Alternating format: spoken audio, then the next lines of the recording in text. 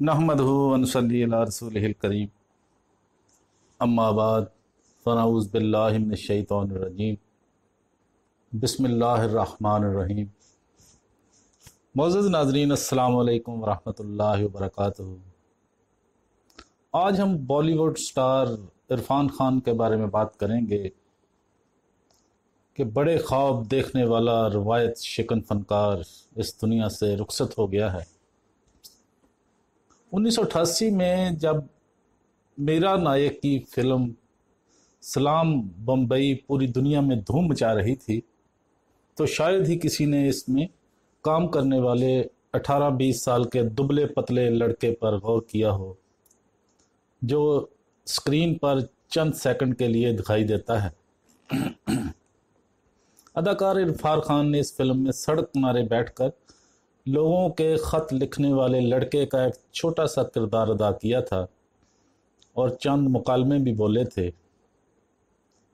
बस बस 10 लाइन हो गई, आगे लिखने के 50 पैसे लगेंगे, माँ का नाम पता बोल। लोगों ने पहली बार इरफान खान को फिल्मी स्क्रीन पर देखा और भूल गए, लेकिन शायद ही किसी को मालूम था कि ये अदाकार आगे चलकर ना सिर्फ इंडिया बल्कि दुनिया भर में नाम कमाएगा। 1966 में जयपुर में पैदा होने वाले इरफान खान का बचपन एक छोटे से शहर टॉनक में गुजरा। ये शहर छोटा था, लेकिन इरफान के ख्वाब बड़े थे। बचपन से ही कुदरती तौर पर किस्से कहानियों में दिलचस्पी रखने वाले इरफान खान का रुझान फिल्मों की तरफ हो गया, और वो भी ख़ास तौर पर नसीरुद्दीन शाह की फिल्में। इंडिया के राज्य सभा टीवी को दिए गए एक इंटरव्यू में अपनी नौउम्री का एक किस्सा सुनाते हुए इरफान खान ने बताया था कि मिथुन चक्रवर्ती की फिल्म मर गया आई हुई थी। किसी ने कहा, तेरा चेहरा मिथुन से मिलता है। बस मुझे लगा कि मैं भी फिल्मों में काम कर सकता हूँ। कई दिनों तक मैं मिथुन जैसे बाल बनाकर घूमता रहा। आगे चलकर इरफान खान खुद एक रुझान साज अदाकार बनने वाले थे, और ये बात वो नौउम्री में नहीं जानते थे। इरफान खान अपने आप में हुनर की काम थे, ख़ास तौर पर एक ऐसी इंडस्ट्री में जहां आमिर खान, सलमान खान और शाहरुख खान जैसे अदाकारों का नाम चलता है। एक जानब जहां उन्होंने ख़ुद को हिंदी सिनेमा के सबसे काबिल अदाकारों की फहरिस्त में शामिल कर लिया, वहीं बॉलीवुड में life of Pi, the namesake, slumdog millionaire, the mighty heart, the amazing Spiderman जैसी फिल्मों में भी काम किया, और इस सफ़र में इन्हें एंग ली और मीरा नायर से लेकर अनीस बज़मी और शुजीत सरकार जैसे हिदायतकारों के साथ काम करने का मौका मिला। इरफान अपने आप में हुनर की काम थे, ख़ास तौर पर एक ऐसी इंडस्ट्री में जहां आमिर खान, सलमान खान, शाहरुख खान जैसे अदाकारों का नाम चलता था। चाहे आँखों से अदाकारी का फ़न हो, मुकालमे बोलने का कुदरती हुनर, रुबानी किरदार से लेकर डाकू बनने तक की सलाहियत, इरफान खान जैसा दूसरा फनकार ढूंढना आसान नहीं। मिसाल के तौर पर उनकी फिल्म पान सिंह तोमर में एक डाकू का किरदार जिस तरह वो मासूमियत, भोलापन, दर्द, तजलील और बगावत का एहसास एक साथ लेकर आए, ये काम कोई गैर मामूली अदाकार ही कर सकता है। जब निज़ाम से मायूस होकर बंदूक उठाने वाला बागी बोलता है, भीड़ में बागी होते हैं, डकैत मिलते हैं पार्लिमान में, तो सारा थिएटर तालियों से गूंज उठता है। ये तालियां सिर्फ मुकालमे पर ही नहीं बजती, बल्कि अपनी अदाकारी से इरफान खान ने नाजरीन को ये यकीन दिला दिया था कि इस मुकालमे में जो बात कही जा रही थी वो सही थी, भले वो जानते हों कि वो बात असल में सही नहीं थी। 2012 में आने वाली इसी फिल्म के लिए इरफान खान को नेशनल अवार्ड मिला था।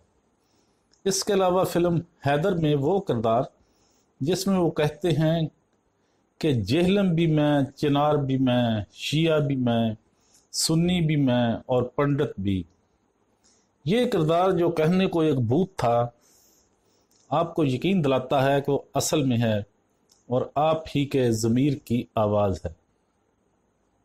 ऐसी इंडस्ट्री में जहां टाइप कास्ट हो जाना बहुत आम बात है, इरफान खान इन तमाम रवायात को तोड़ते चले गए। या फिर फिल्म मकबूल में अब्बा जी पंकज कपूर की वफादारी और निम्मी तब्बो की मोहब्बत के दरमियान फंसा मियाँ मकबूल, जो अब्बा जी का कत्ल करके उनसे पीछा तो छुड़ा लेता है लेकिन पछतावे से नहीं भाग पाता। वो मंजर जहां इरफान और तब्बो को अपने हाथों पर खून के धब्बे नज़र आते हैं, बग़ैर कुछ कहे इसमें इरफान एहसास नदामत के जज्बात देखने वालों तक पहुंचा देते हैं। जब फिल्म जज्बा में वो ऐश्वर्या राय से कहते हैं, मोहब्बत है इसीलिए तो जाने दिया, जिद होती तो बाहों में होती, तो देखने वालों को यकीन होता है कि इससे दिलकश आशिक हो ही नहीं सकता। कहने का मतलब ये है कि इरफान खान की खासियत यही थी कि वो जिस किरदार में पर्दे पर नजर आए, थिएटर में बैठे लोगों को लगता था कि इनसे बेहतर तो ये किरदार कोई और कर ही नहीं सकता था। इस इंडस्ट्री में जहां टाइप कास्ट हो जाना बहुत आम बात है, इरफान खान इन तमाम रवायात को तोड़ते चले गए। फिल्म हासिल के बाद इन्हें तमाम मनफी किरदार मिलने लगे, लेकिन इसी दौरान उन्होंने हिंदी मीडियम जैसी फिल्म में काम करके एक बार फिर ये साबित कर दिया कि कॉमिक टाइमिंग में उनका कोई जवाब नहीं। इस फिल्म में उनके साथ पाकिस्तानी अदाकारा सबा कमर ने मरकजी किरदार अदा किया था। इसी फिल्म की शूटिंग के दौरान वो अदाकारा सबा कमर से काफ़ी क्लोज हो गए थे और लोगों ने तो ये तक कहना शुरू कर दिया था कि वो सबा कमर की मोहब्बत में गिरफ्तार हो चुके हैं। लेकिन इरफान खान ने कभी इस चीज़ की तस्दीक नहीं की थी। अगर आपने करीब करीब सिंगल या पीको देखी है तो ज़रूर ख्याल आया होगा कि इरफान असल ज़िंदगी में कितनी रोमानवी तबीयत के शख्स होंगे। वो असल में ऐसे थे भी और खुलेआम इसका एहतराफ़ भी किया करते थे। लेकिन इरफान खान की कामयाबी के पीछे बरसों की गुमनामी, जद्दोजहद और टेलीविज़न का सफ़र, मुश्किल सफ़र भी शामिल था। कई दीगर अदाकारों की तरह इंडिया के नेशनल स्कूल ऑफ ड्रामा में तालीम हासिल करने के बाद इरफान खान ने मुंबई का रुख किया, लेकिन वहाँ फिल्मों में छोटे मोटे किरदार के अलावा इन्हें कुछ नहीं मिला। एक डॉक्टर की मौत और कमला की मौत में वो पंकज कपूर के साथ छोटे से किरदार में थे। कुछ लोगों को याद होगा कि टेलीविज़न पर कहकशां, लाल घास पर नीले घोड़े, भारत एक खोज, बनेगी अपनी बात जैसे ड्रामों में नजर आए थे। लोगों ने इन्हें टीवी पर नोटिस किया तो चंद्रकांता में बद्रीनाथ के किरदार में नजर आए। शायद ये कहना गलत नहीं होगा कि उनके हुनर को पहचानने वाले शख्स थे अंग्रेज़ी फिल्मसाज आसिफ कापड़िया, जिनकी 2001 में आने वाली फिल्म वॉरियर बाफ्टा तक गई।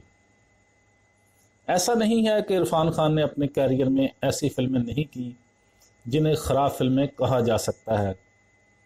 लंदन में एक बार अपने इंटरव्यू में उन्होंने कहा था कि जब तक इंसान सही और गलत के तजर्बे से गुजरेगा नहीं तो समझेगा कैसे। स्लिम डॉग मिलीनियर में उनका किरदार बहुत बड़ा नहीं था, लेकिन उन्होंने बताया था कि कभी कभी कोई किरदार आप इसलिए करते हैं कि ये आपको बहुत कुछ सिखाकर जाने वाला है। बैनुल-अक़वामी सतह पर इरफान मामूली अहमियत नहीं रखते थे। असीम छाबड़ा की किताब Irfan Khan the man, the dreamer, the star में जिक्र है कि जब 2010 में इरफान खान न्यूयॉर्क में एक रेस्टोरेंट में थे तो सामने वाली मेज़ पर उन्होंने हॉलीवुड अदाकार मार्क रफलो को देखा। स्लिम डॉग मिलीनियर में इरफान खान देव पटेल के साथ दिखाई दिए। इरफान खान एक मदाह की तरह उनसे मिलना चाहते थे लेकिन तकल्लुफ़ कर रहे थे क्योंकि वो बड़ा नाम थे। इतनी देर में मार्क खुद उठकर उनके पास आए और बोले, आपका काम देखा स्लिम डॉग में, आपने बहुत उम्दा काम किया है।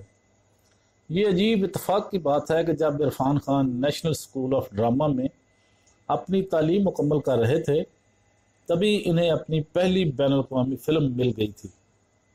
मीरा नायर ने इन्हें सलाम बॉम्बे में एक बड़े किरदार के लिए चुना था। वो मुंबई आकर वर्कशॉप में शामिल हुए और 2 रोज़ बाद उनसे कहा गया कि वो फिल्म का हिस्सा नहीं हैं। बीबीसी को दिए एक इंटरव्यू में उन्होंने बताया कि इस रोज़ वो रात भर रोते रहे। फिर इन्हें फिल्म में छोटा सा किरदार दे दिया गया, लेकिन ये कर्ज मीरा नायर ने 18 बरस बाद इरफान खान को द नेम सेक में अशोक गंगोली का किरदार देकर अदा किया। इस फिल्म को देखकर बॉलीवुड की अदाकारा शर्मिला टैगोर ने इरफान खान को पैगाम भेजा था जिसमें लिखा था, अपने वालिदैन का शुक्रिया अदा करना तुम्हें जन्म देने के लिए। इत्तेफाक की बात है कि इरफान की मौत से 3 रोज़ कबल ही उनकी वालदा सईदा बेगम का भी इंतकाल हुआ और अब इरफान इस दुनिया को अलविदा कह चुके। हिंदी सिनेमा और आलमी सिनेमा को अपनी अदाकारी से संवारने वाले, अपनी फिल्मों से ये बताने वाले कि हर एहसास सही या गलत, ब्लैक या वाइट नहीं होता, अपने चाहने वालों को हंसाने और रुलाने वाले इरफान खान का तहे दिल से शुक्रिया। कल रात उनकी फिल्म अंग्रेज़ी मीडियम देखते हुए गुजरी जो गुज़श्ता माह ही रिलीज़ हुई थी। राजस्थान के एक छोटे से कस्बे के रहने वाले इस किरदार चंपक बंसल के ख्वाबों की दास्तान बिल्कुल इरफान खान की असल ज़िंदगी की तरह है और चंपक बंसल के कह आज देर तक कमरे में गूंजते रहेंगे। तो मोअज़्ज़ज़ नाज़रीन, आज हमने बॉलीवुड के सुपरस्टार इरफान खान की बात की। वो इस दुनिया से जा चुके हैं, अल्लाह ताला उनकी मग़फ़िरत फरमाए। बड़े ख्वाब देखने वाला रवायत शिकन फ़नकार हमसे रुखसत हो चुका है। उम्मीद है आपको हमारी ये वीडियो पसंद आएगी।